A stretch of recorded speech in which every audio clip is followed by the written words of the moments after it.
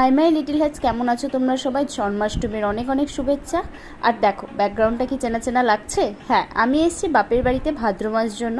আর আমি কিন্তু সঙ্গে করে গোপালকেও নিয়ে এসেছি। তো চলো দেখাই। ইনি হচ্ছে আমার শাশুড়ি মায়ের প্রিয় গোপু সোনা। তো ভাদ্র মাস জন্য আমি জন্মাষ্টমী শ্বশুরবাড়িতে করতে পারবো না জন্যই কিন্তু আমি সঙ্গে করে গোপাল নিয়ে এসেছি।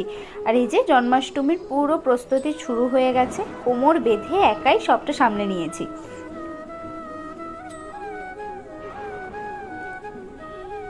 তো ফার্স্টে নারকেলটা কুড়িয়ে নিচ্ছিলাম, আর তারপর তালটাও ভিজিয়ে রেখেছিলাম, যেহেতু তালের রসও বের করতে হবে।